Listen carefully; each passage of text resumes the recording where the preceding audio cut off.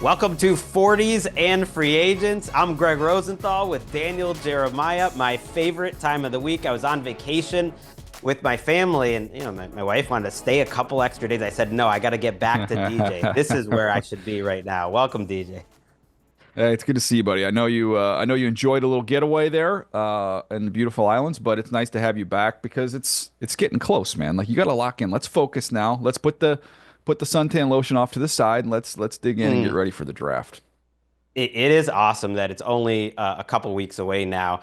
And today we are going to let me carry the load a little bit heavier. We're going to talk about the pro side of things, what the playoff teams from a year ago have done so far this offseason, and then looking ahead to the draft, kind of what they need to work on. So let's just get into it. The producers really trust in us here. We did a exercise like this with 7 teams with the new coaches. We're doing all 14 playoff teams, so we got to keep Yeah, this thing moving. I know you like to you're honk, behind DJ, schedule but we already, will. but go ahead. Yeah. We'll start with the Chiefs. Okay.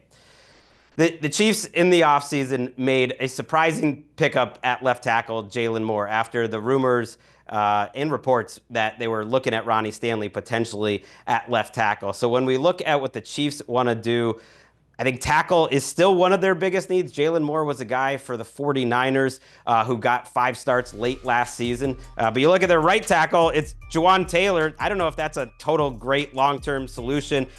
I could see defensive line outside of Chris Jones and George Karlaftis.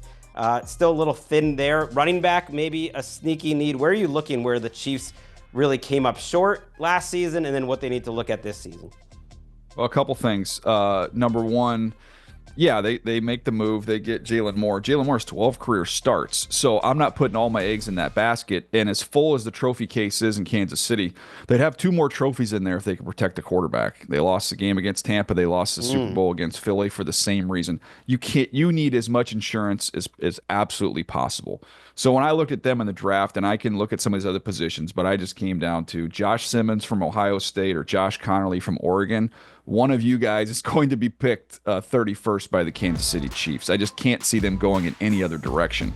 So that's why, to me, that they're one of the teams. I don't want to say the most glaring need because they have guys to occupy those positions, but it seems like the direction's pretty obvious of where they're going to go. Yeah, I hear you. And yet I look at all the teams, and we're going to talk about them today at the end of the first round, and so many need offensive linemen, whether it's interior, whether it's tackles.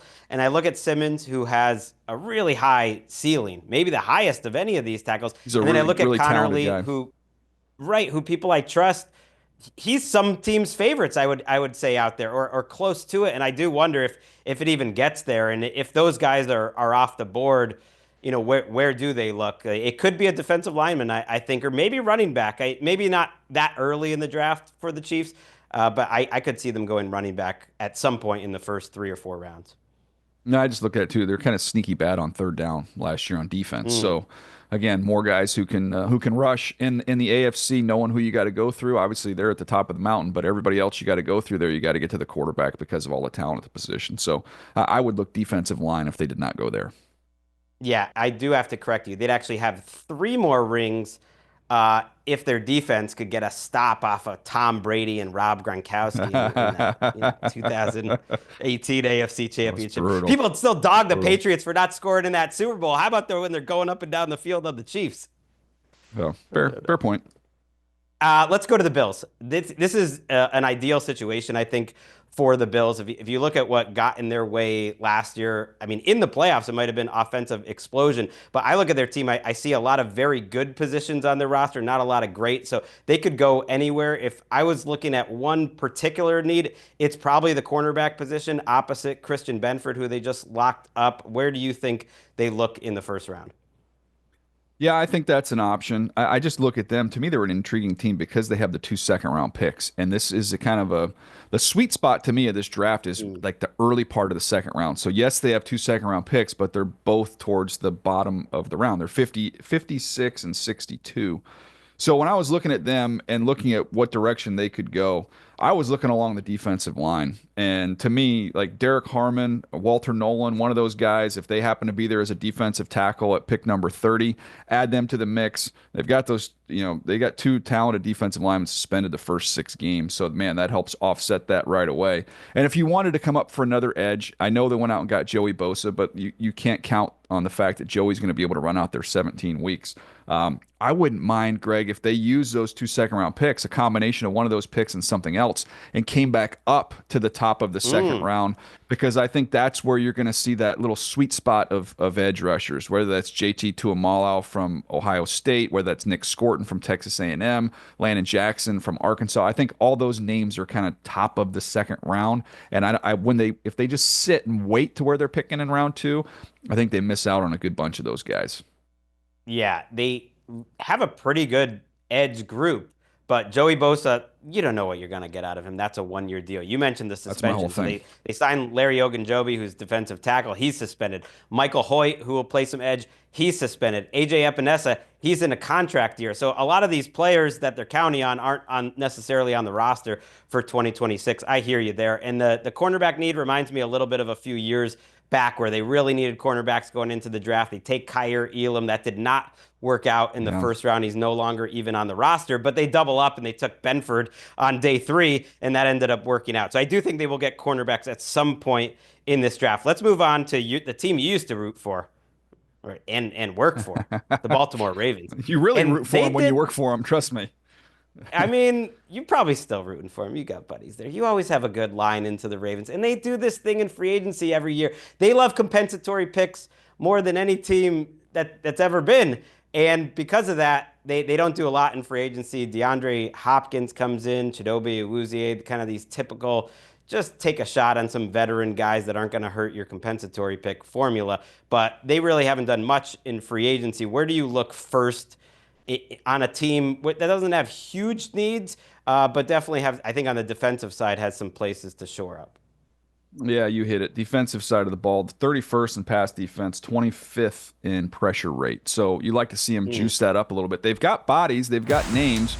You saw Owe take a step forward last year. Obviously, Matabike is an elite player. But I think continuing to add to that front, Nick Scorton's a name of a guy who kind of fits that rugged style that they play. Or if they wanted another fastball, if you want to go out there and put 2 fastballs out there with Owe on one side, James Pierce on the other, James Pierce out of Tennessee, that could make some sense. The other name I wrote down was Ben Morrison, is a corner out of Notre Dame who the Ravens are really good at finding value. And if he had had a healthy season, he had a hip, so he only played a few games. But if he had a healthy run through the process, I think he would have been a lock as a first-round pick. So they could afford to do that, pair him up with Wiggins. You've got 2 young corners. And the last little note I wrote down about Baltimore in terms of the draft, a Ravens thing to do, like the typical Ravens thing to do, is knowing that they have Isaiah Likely. This is the total. They will trade Mark Andrews. Like it makes all the sense in the world in a deep tight end draft. You offload Mark Andrews, and then you go pick somebody in the 5th or 6th round in a very deep tight end draft. Likely gets bumped up. You get a cheaper option at the position, and a mid round pick. I would guess you probably get a 3 or a 4 for a guy like Mark Andrews. So there's no information from the building that's giving me that. That just having known this organization makes all the sense in the world of a typical Ravens move. Yeah, and early in the offseason, there were a lot of questions about whether Andrews could be moved. Eventually, they paid him a roster bonus, which seemed to put him on the roster. But then again, it might help his trade value because now the contract is easier for another team to take Cheaper, on. Publicly, get more they value. have said, yeah, they expect him to be there, but that's kind of because they were in front of microphones again. What else are you going to say? And you mentioned the edge position. One thing I did want to ask about the Ravens specifically, they seem to like to double up at positions, and I did notice Yes. Owe is a free agent, I believe, after this year. Kyle Van Noy is a free agent. David Ajabo is a free agent. So that's one they're very good at planning ahead. Do you think maybe that's a position they could take a couple guys at? Yeah, 100%. Makes all the sense in the world. And they've done it. I remember being there when we took Ben Grubbs and then turned around and took Marshall Yanda, a couple rounds later. And then they've done it with the tight ends a zillion times. I think there's 3 different occasions where they've taken 2 tight ends in the same draft. And on every occasion, if I'm not mistaken, the second tight end has had a better career than the first tight end. So they're rewarded for doubling down at deep positions.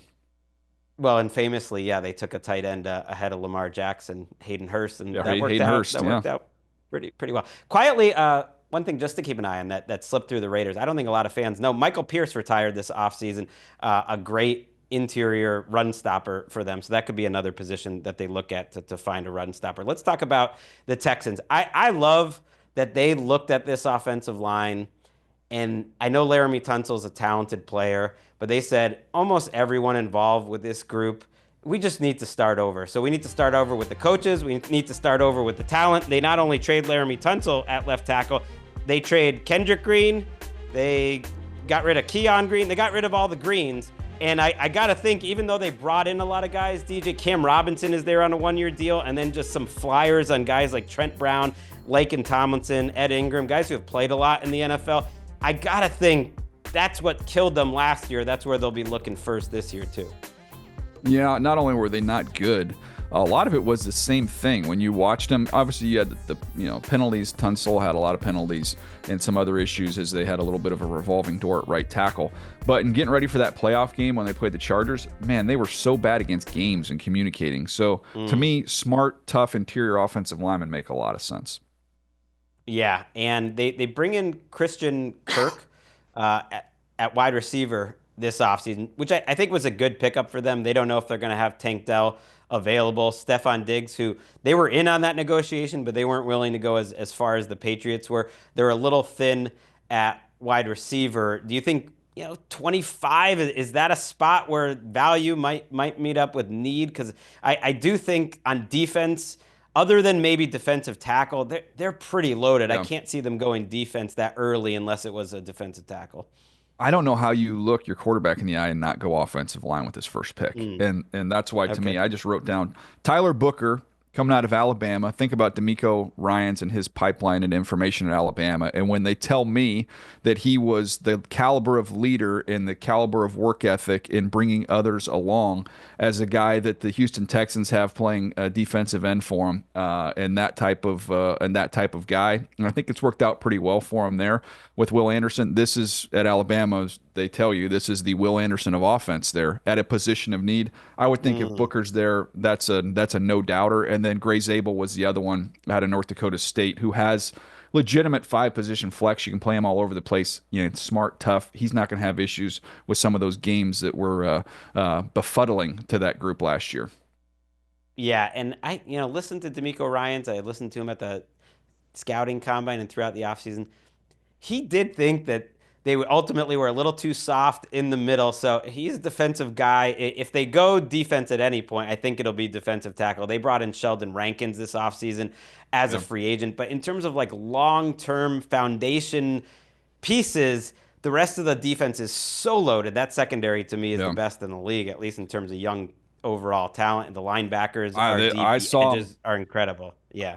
I saw him up close, and that was as fast of a defense as I saw all year long. Like they were flying around the field. So I I think D'Amico, yeah, you could get a defensive tackle. Walter Nolan kind of fits a Matt Burke style where you want to get up the field and really attack. But Greg, how do you not go offensive line? I mean, you read off some of the names they brought in and guys that have some service time in this league, but not long-term answers by any stretch. Yeah, and they're hoping the new coaching staff led by the coordinator Nick Caley can improve things on picking up the stunts, stuff like that. And they do have some young players there that they're hoping to develop. But I'm with you. That makes the most sense to me. And let's flip it to the team that they beat that you were watching in that playoff game. And I went back to this for this exercise a lot. Like what did the coach say right after the season?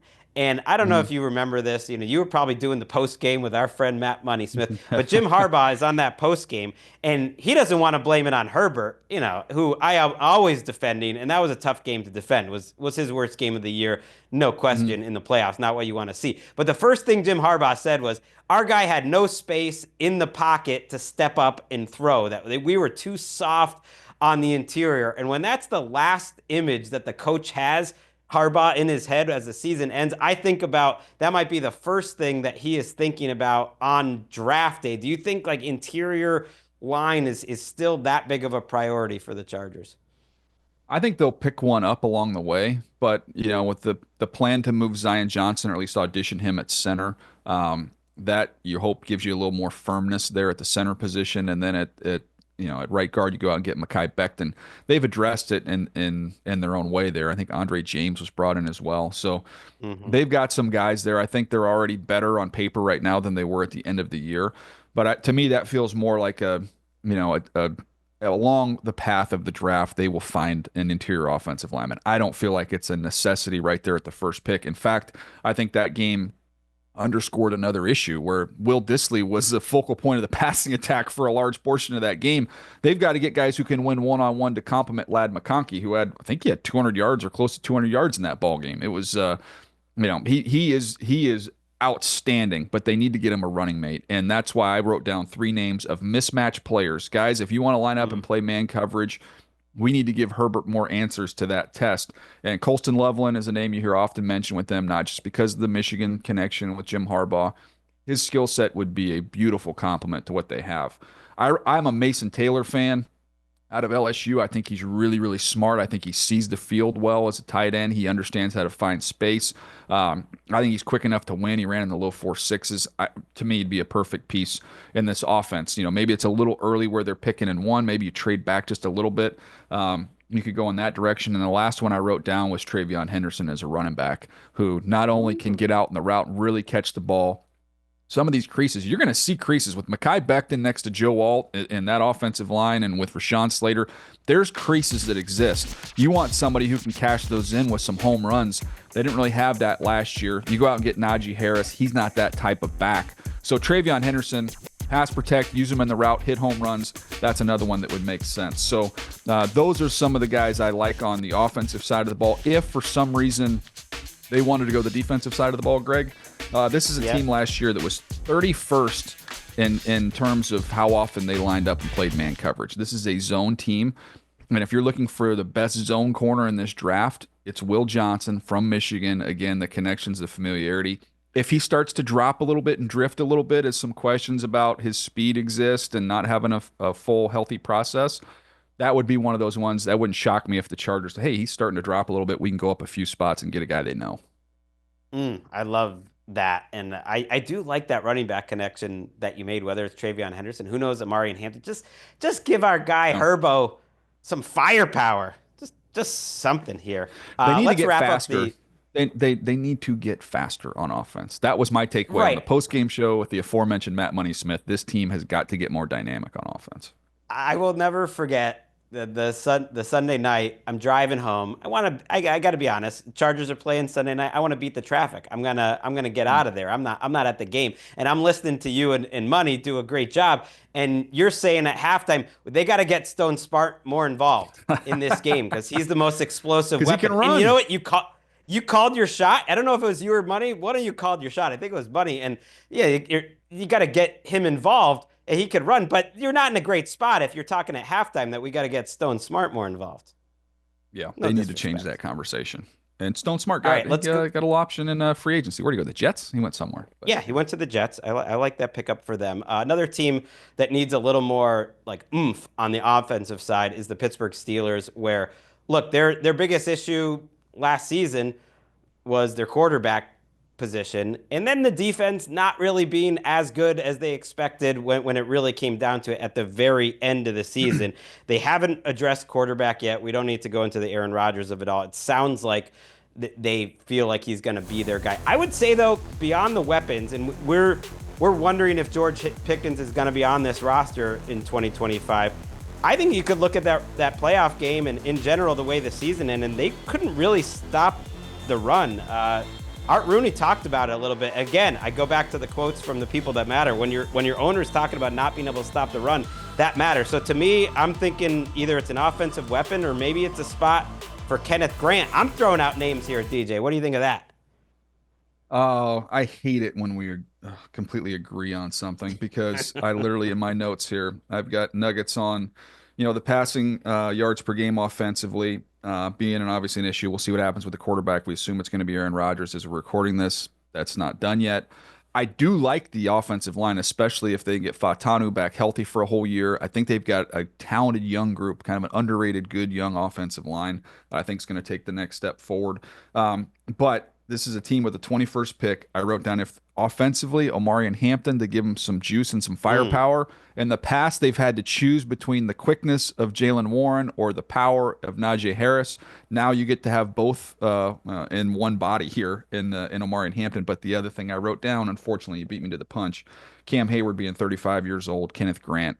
There's certain let's guys go. that feel like Pittsburgh Steelers. And when I watched Kenneth Grant and looked at this roster, I was like, that one makes a lot of sense. Yeah, it's funny. Whatever's old becomes new again in the NFL, and for so long, these run stoppers who you would call two down players, two gap guys, they kind of go out of fashion. They start, falling in the draft and not getting as big contracts. And now you got all these defense who want to play light up front, and suddenly you need those guys again. And man, there aren't many like him that are that big, that strong. It seems like he's going to go high somewhere. They could use some secondary depth too. The other thing that doesn't make sense to me with the Steelers that I've heard in the draft process is their love of Jalen Milroe. I like Jalen Milroe a lot. I'm going to be looking forward to who gives him a chance, but they don't have a second round pick. That feels like a little bit of a luxury situation. I don't know where they take Jalen Milroe. Even if he falls to them in the third round, you're going to take a developmental quarterback as one of your only, two Can picks in I the can, first three can I rounds. I don't put know a about little that. water on that? Can I put a Okay. little water on that fire? Yeah. So you talk to people throughout this process. A lot of people are in town during pro days and are at different times of the year. And I talked to somebody who happened to be in the restaurant when the Pittsburgh Steelers were having dinner, as it was reported, with Jalen Milroe. Only the little tidbit that seemed to be left out was there were like six other Alabama players there with them eating dinner. So I was like, that's kind of draft season in a nutshell right there. Yeah, that's why I took, just a few days off here. We pre-taped some shows for NFL Daily. We're doing that, but this is the time of year where like visits are being reported as headline news. It's like just all right, get me to Green Bay. Let's go to Yeah. Denver. My biggest issue watching them, and they were a pretty complete team in terms of I don't think they had major weaknesses. They have a nice looking roster. They're feeling themselves. More on that in a second, but I would say it's just a little more pop on the offense. The offense, to me, Bo Nix symbolizes this offense. A good player, but maybe you need a little more explosive ability around Bo Nix. It's a good, not great offense. So I think they need to go look for some great players on offense wherever they can find them, not on the offensive line where they're looking pretty good overall. I just look at Sean Payton's best teams and I feel like they're built inside out. We've talked about it over the years, right? Hey, strong interior, you want a nice firm pocket for Drew Brees, that's where you're going to invest. Then you look at the weapons. The offense, a lot of times running through tight ends, running through big slot receiver with Mike Thomas, running through, a guy like Reggie Bush in the backfield as a mismatch player. So finding mismatches with a slot, with a tight end, with a back. So they go out and they spend money on Evan Ingram. I don't know that takes them out on a guy like Colston Loveland, who would be that type of player. I would think that would still be very much a possibility. But I tweeted this out, Greg, when I'm going through these teams and I'm looking at a guy who could fit and could make a lot of sense. Man, Travion Henderson's name comes up an awful lot of like, Mm. you just try and envision what people would look like in the offense. And I'm sitting here going, man, for a guy who used to draw up plays for Reggie Bush, it would be pretty fun to have a guy like Travion Henderson, all that he can do.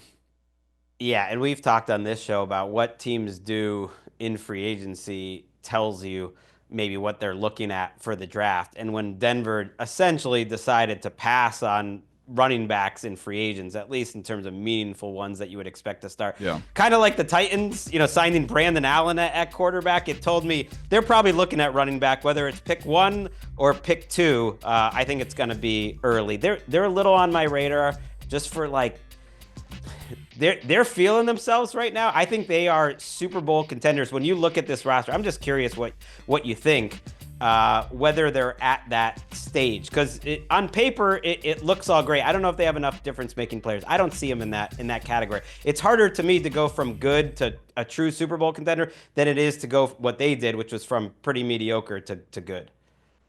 Yeah, look, the defense is really talented. They have a lot of good players at all levels of their defense. So I think it's a team on the defensive side of the ball I could feel pretty good about. And when you have a corner like that, that makes life easy on you. I see this team twice a year and doing the Mm. Charger games. I don't know that at the present moment, and tell me if you can think of one. I don't know of a guy that you're like, oh crap, we better slow this guy down offensively. Like, who is the one guy that strikes fear in you at that on that team? They got some good players, no question, but there's Right. nobody that I'm like, man, we better put a game plan together to slow this guy down. Right. It's more about the scheme. It's more about the line put Yeah. together. I mean, that contract they gave Quinn Miners a year ago at guard looks like a total bargain. They know how to evaluate. Sean Payton, the thing he does is he builds up those lines. And that's why defensive line is another thing to keep an eye on. Just because Zach Allen, Jonathan Franklin Myers, Malcolm Roach, all good players for them, all have their contracts ending. So when I see a pattern like that on a roster, that's another position that they could look at. But they're in a good position. We're in a good spot. We actually did that AFC pretty quickly. We're going to take a quick break and then we'll be back and do the NFC playoff teams.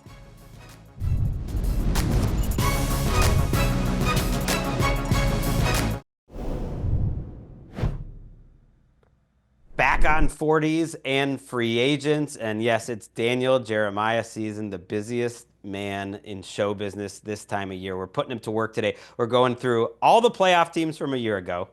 We're looking at where they fell short and maybe where they will be looking in the draft. And so we get to the Detroit Lions. And for this exercise, I was like, well, what got in the way of this team last year? Obviously, it's injuries, number one. But if I had to look at something else, maybe it's pass rush depth. They could go in a lot of directions, DJ. I don't know where you looked right off the top. Yeah, I mean, to me, it's just pass rush. I mean, this is a team that was 30th in passing yards per game, tied for 23rd in sacks. Obviously, Hutchinson injury is a big part of that. It was nice to see the video of him running the other day. He looked pretty good.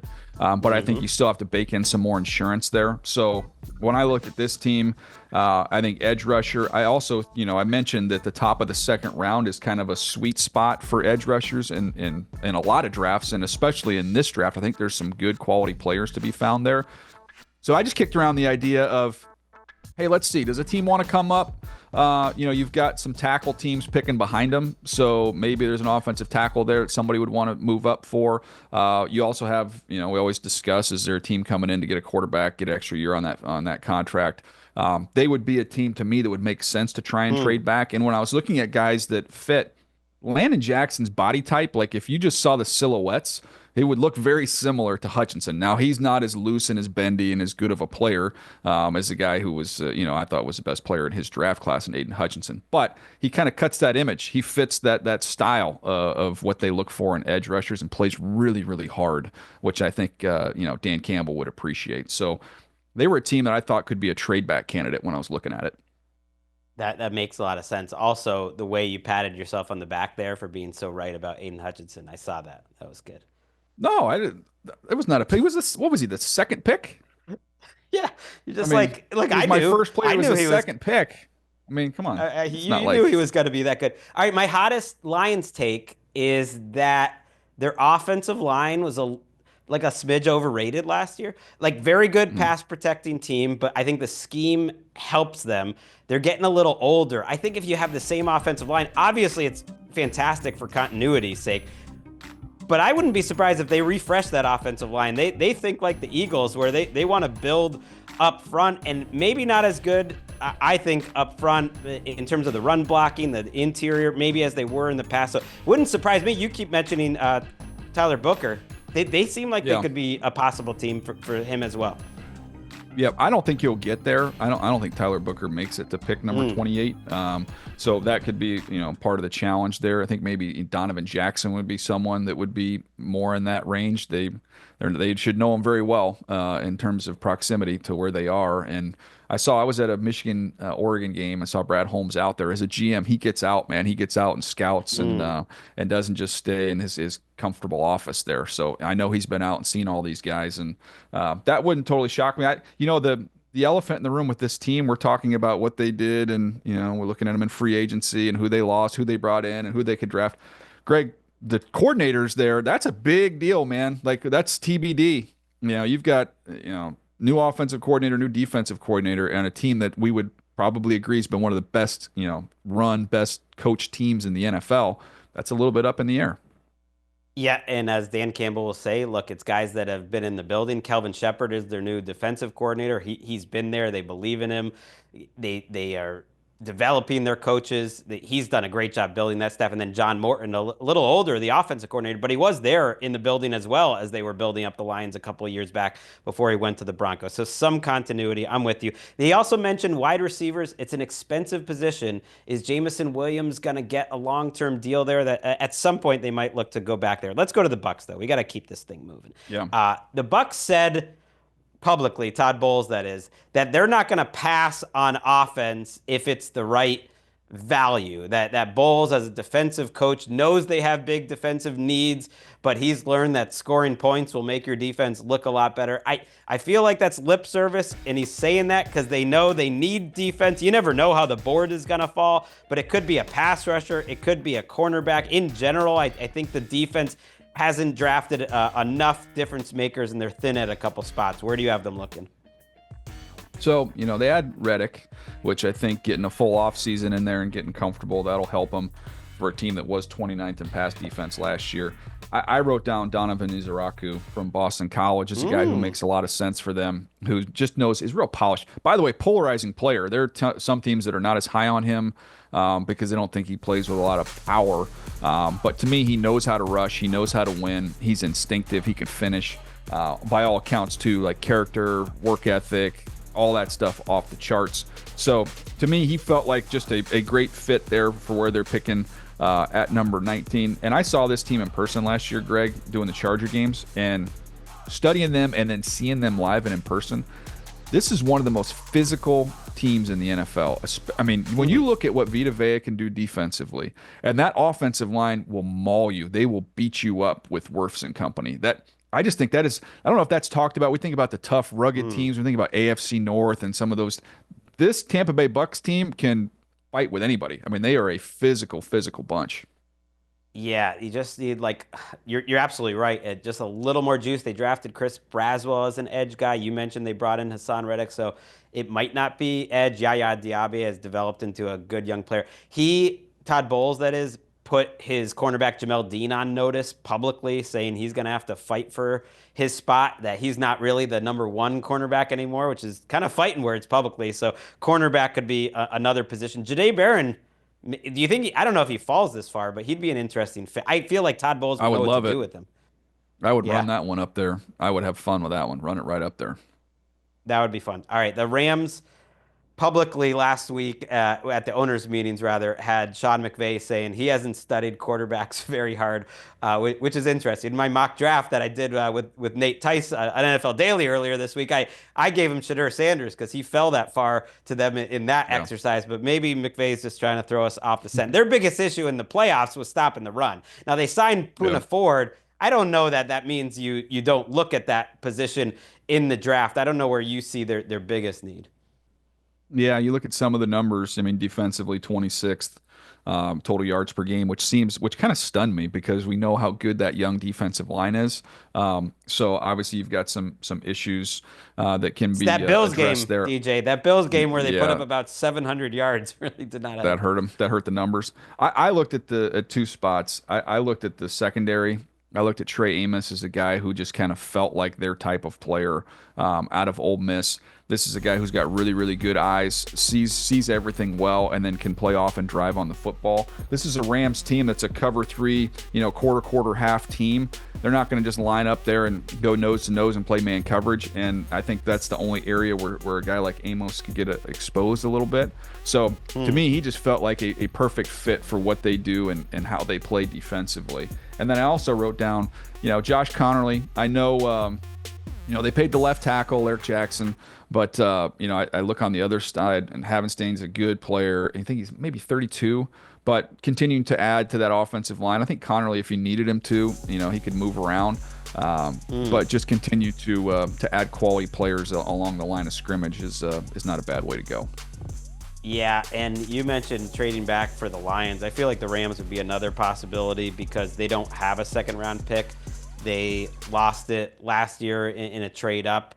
And they're loving those defensive linemen that they drafted, but they're missing their second round pick. And Les Snead always says, we have this amount of picks, 8 picks right now, but he's always making trades. So it wouldn't surprise me if he traded back. And maybe you take a cornerback then in the second round because they're a team that's kind of stayed away from cornerbacks. They've gotten cheap. Like they've been going with a Kella Witherspoon and bringing back Darius Williams, and they made it work, but maybe they trade back to do that. What do you think? That's possible. The other thing, and I'm not saying this with them in particular, but I would not be surprised if in this draft there's a team that looks at the lack of tackles in this draft and Mm. decides, okay, I can maybe upgrade one of my tackles.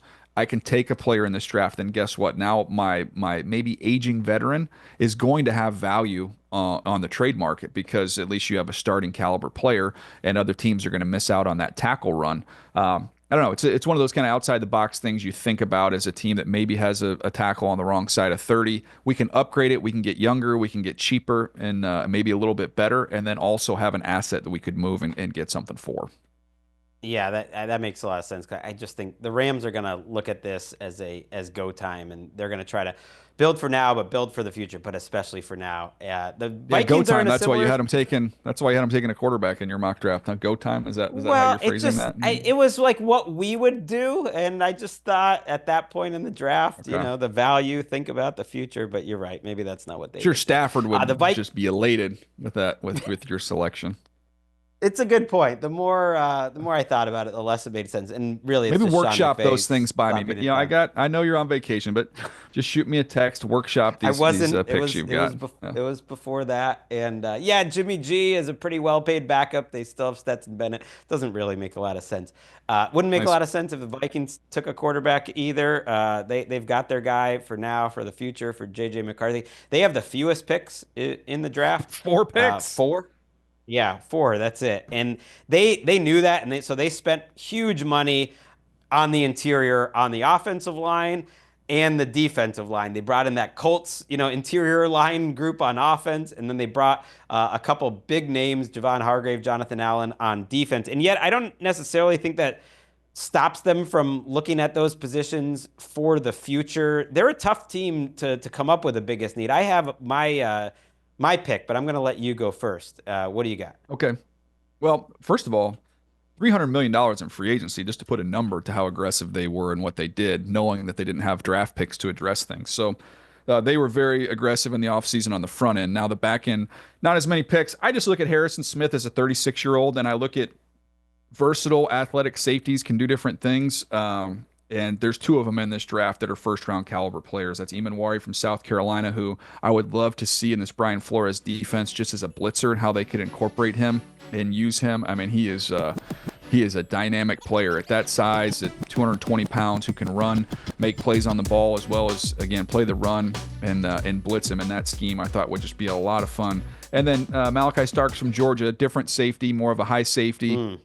Could play him as a nickel if you wanted to, but to me, float over the top, let him range and make plays. But those two safeties, to me, I just thought would make sense with Harrison Smith at 36 years old. Yeah, and they're playing almost positionless football. Harrison Smith and the Vikings had a long Amoeba. conversation about whether he even was going to play this year or not. So it feels like this might be his last season, and you got to plan for the future. And if you look at cornerback, and I kind of mix them all together with the way they use their nickel back. Mekhi Blackman's coming off of an injury, and Brian Flores apparently really targeted Isaiah Rodgers from from the Eagles rather, who Eagles, was man. once on the Colts.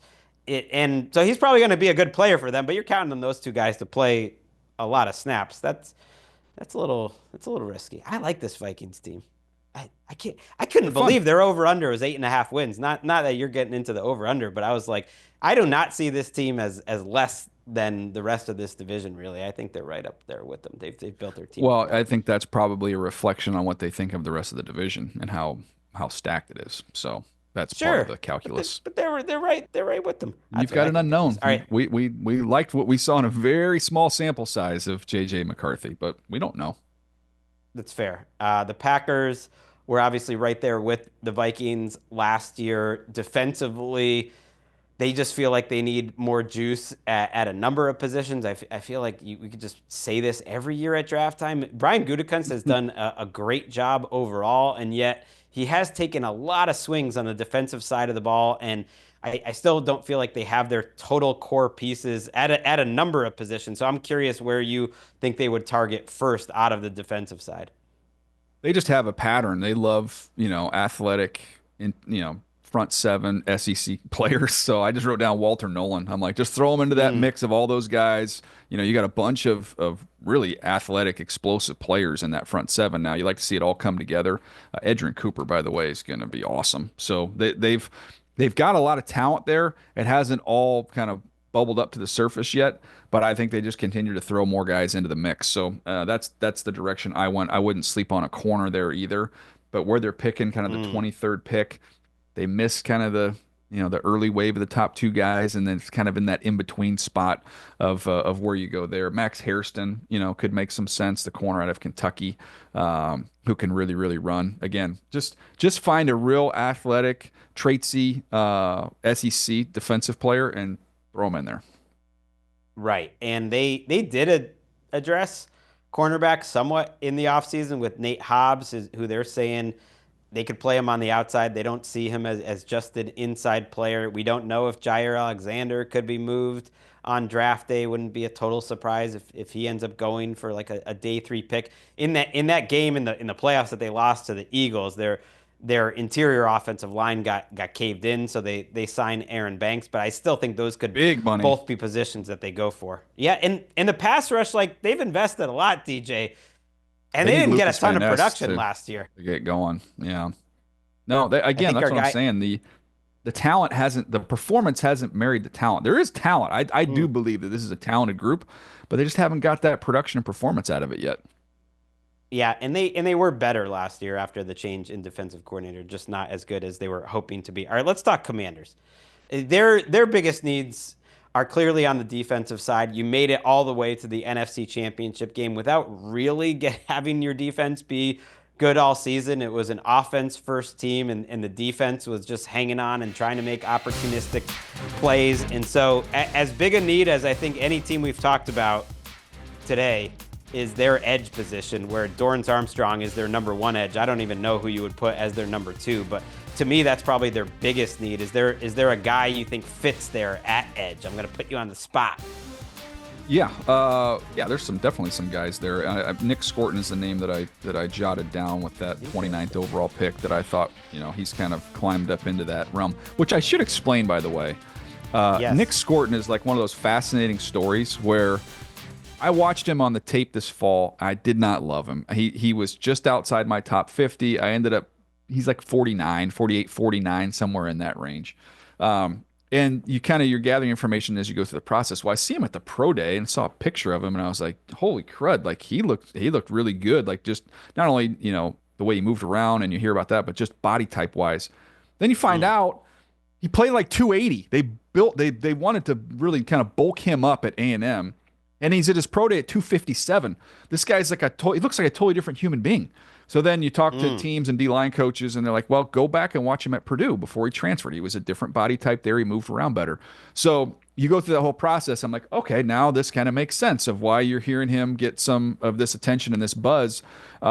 He's literally a different human being than the one that I watched in the fall. So long story short, Nick Scorton to me would make some sense there. But I wanted to, on this team, Greg, go back to what you said a few episodes ago, I want to say, which is this Washington team's done all these 1-year deals. So I got me thinking as I was getting ready for this. I'm like, okay, why are they doing that? What's going on? Let me just read off the names of the first round picks they had before Adam Peters and Dan Quinn showed up. In 2020, it was Chase Young, who's been a good player, obviously just got paid, no longer there. Jamin Davis, linebacker. Jahan Dotson, receiver. Emmanuel Forbes, corner. The reason they're going out and signing all these guys, because they inherited like a blank roster. Like they had to just overhaul the entire thing. And in order to make it all work, just get a bunch of these veterans, put them in these short-term deals. I think, everybody wants to play the comp pick game. You got to be patient with Washington because they have to build up their core. They don't have that's amazing. They went to the championship game last year and they don't even really have like a core. Like they're still building the core part of this thing. That's how good the quarterback is, by the way. Right. It was like the quarterback and the marriage of him and the scheme and having a true number 1 receiver in Terry McLaurin. But after that, like the offense needed more pop. They bring in Deebo Samuel. We'll see how that works out. Laramie Tunsil is obviously a multi-year solution at left tackle and an upgrade. And so it's not like they're totally done on defense, but then, on offense rather, but I do look at defense, whether it's getting younger at linebacker. They bring in Jonathan Jones, a former Patriot, to play some at cornerback, but you're kind of old there in the secondary with him and Marshawn Lattimore getting so many snaps, so you could absolutely add another cornerback. To me, it's pretty wide open. I just hope Commanders fans need to have like a reasonable expectations of where this team goes from Yeah. there. Like just be happy. You've got Jaden Let, Daniels next 15 Yeah, they're years. they're going to be long term bet on this team long term, but they're still building. Like this is going to be a process and maybe a little bit ahead of schedule. To me, I looked at two players that I love for them on the offensive side of the ball. Surprise, surprise, Travion Henderson. The fact that I've mentioned him with darn near all these playoff teams, I'm convinced of the fact this guy's going to go much higher than you think because he complements so many of these rosters. But he would be a great fit there. Think of like a young, fresh-legged Austin Eckler, what he was with the Chargers. You get some of that there with Travion Henderson. And then the other name that I wrote down was, okay, think about how they use Ertz and what Ertz has done and been that security blanket there for Jaden Daniels. Now, Ertz is not young. How much longer is he going to play? Mason Taylor, to me, his comp was Zach Ertz, someone Mm. who's smart, dependable. They're going to throw all those little underneath routes that he likes to throw, all those RPOs and different things. Mason Taylor will catch a zillion balls and play with Jaden Daniels for a long time. By the way, where did Mason Taylor go to college, Greg? There you go, LSU. He went, yeah, where'd Jaden Daniels go to college? Okay, okay. So now I'm hearing this twice where you're throwing out Mason Taylor as a possible first round pick. That's something you see as a possibility now. I love him. He's going to be one of my top 32 players. So people Mm. always ask me, which I always laugh when people say, okay, a first round pick or a second round pick? Oh, he's a first. I have him as a first round guy. Well, he's your 45th player. So no, you can't. Yeah, there's literally a numbers to this thing. There's only 32 slots in the first round. So if you say you think he's a first round player in this draft, he needs to be within those top 32 picks, which he will be when my final list comes out. One just quick one because it popped in my head as you're talking about Nick Scorton, who I haven't heard a lot about. Would you rather have him or Shamar Stewart if we're talking about A&M guys, personally? Shamar Stewart was, to me, the tape was more impressive with Shamar Stewart, just to, how Mm. explosive and dynamic he was. Scorton obviously has a history of production that Shamar Stewart does not possess. So the greater conversation is probably 23 Scorton versus 24 Shamar Stewart. But I have Stewart over him. Okay. I want to wrap up with another team near and dear to your heart, another former employer of yours before they let us get a hold of you at NFL Network. It's the Eagles, and we could look at like what's their needs. Obviously, they didn't have anything that got in their way. They steamrolled to that title those last two games. On paper, their safety nickel spot maybe has an opening. They're probably promoting Sidney Brown to one of the starting jobs, but you lost a couple guys. You traded away Chauncey Gardner-Johnson this offseason. And yet, that's not really where I see them investing premium draft resources necessarily. You would think they're just going to look at offensive line, defensive line, and start replenishing for the future. What do you think? I don't know this to be true, but I just imagine that what happens is Howie just calls the offensive line coaches, defensive line coaches. He sits at like a table with a robe on and just says, make your case. I'm going to take either an offensive lineman or defensive lineman. You tell me why you love your guys. You tell me why you love your guys. And then I'll decide between the two who our pick's going to be. To me, I looked at it and like an institution for this team for the last decade plus has been Brandon Graham. And I know missed the majority of the season last year, famously came back and played in the Super Bowl and kind of fought through it.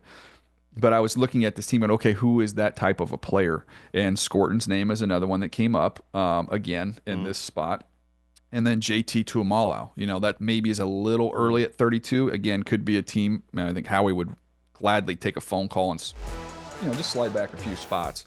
But those guys were Brandon Graham types in terms of the rugged nature in which they play off the edge to really complement. And I'm telling you, Nolan Smith's going to be a star. We saw that in the postseason. He's just getting going and still developing and still improving. But I'm really excited for his future, and I just think they look for somebody along that defensive front to play along with him.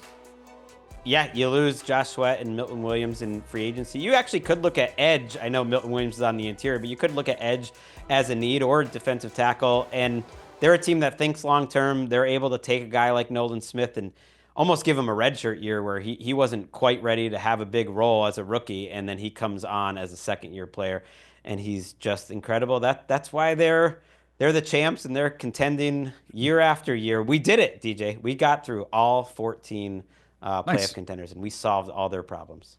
You, Yeah. you're ready to You know go. what's this is fun. This is to be honest with you. Look, I love doing the show, but this is really helpful for me just in draft preparation because talk about the players and then we we have some discussions about free agency and the teams. This is the first time as we're getting within a couple weeks here getting locked in of being like, okay, this is a direction I can definitely see this team going. What's their type of player they historically look at? It's fun to start putting the puzzle together. It is that time of year, and we're just getting cranked up. Only a few episodes left until the NFL draft. We have a special guest, Mina Kimes, joining us next week on Nice. 40s and Freedom from ESPN. She's going to class up the joint. We will see you next time.